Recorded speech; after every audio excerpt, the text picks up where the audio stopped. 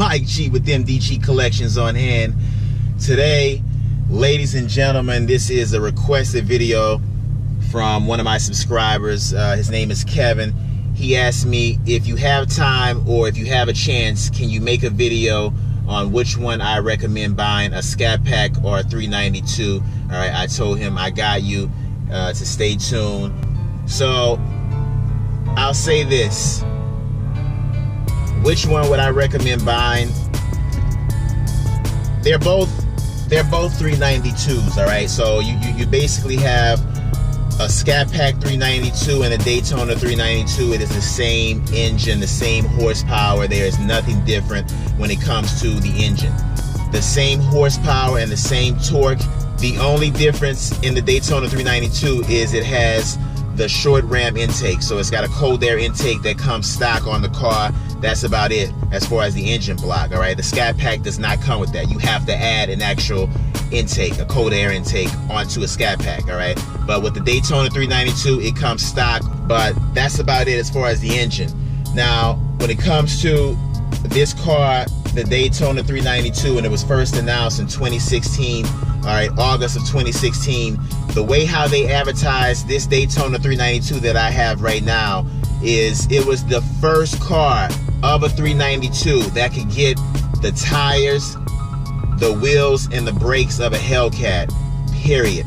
And you still got the cold air intake, all right? And that's pretty much the main big differences, all right? With the 275 tires, the 6-piston front brakes, all right, and the 4-piston rear on an actual Daytona 392, all right, just like a Hellcat back then, all right? If you had a Scatpack back then, all right, when they announced it, you could only get the 4 pistons front and back and the 245s, all right, and the smaller rims. I think they're 9 inches, whereas I have 9.5. Later on, all right, in the spring of 2017, all right, once this 2017 Daytona was kind of already out or starting to be out there, they released what was called a Dynamics package, all right, and then the Scatpack could get the same tire, wheel, and brake package as a Hellcat or this Daytona. But as far as which one do I recommend, I mean, to not even be biased, either one is great.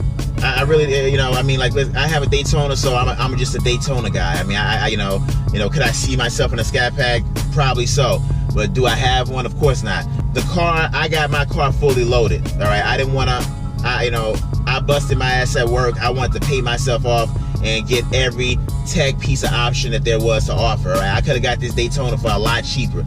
I could have not got the technology group, all right, which is the radar and camera, adaptive cruise control in the front, the lower bumper. I could have not got the driver's confidence group, the blind side detection on both sides, and the cross path detection in the rear. I could have not got the actual 8.4 Uconnect with Android Auto and Apple CarPlay. I could have not got the sunroof.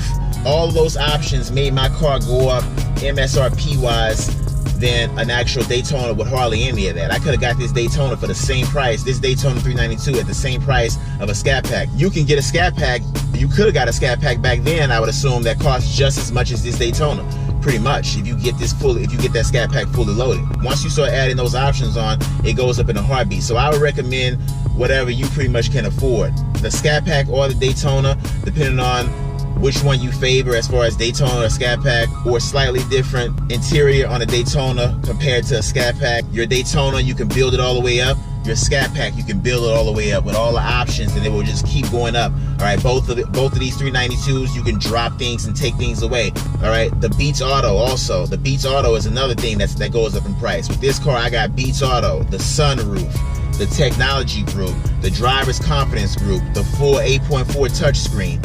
All right, I went all out with this car. I recommend whatever you can afford. That's what I recommend. They're both great cars. They both have the same horsepower. They both have the same torque. All right, just the Daytona has the cold air intake that comes stock on it, and the 17s, all right, whether it's a Scatpack or a Daytona, have that new upgraded exhaust, which sounds phenomenal. So Kevin, I hope that answers your question, man, and I wanted to get that video out to you as soon as I could, all right, because I know it was a requested video. So guys, like, comment, share, and subscribe. And until next time, ladies and gentlemen, that's gonna be a wrap.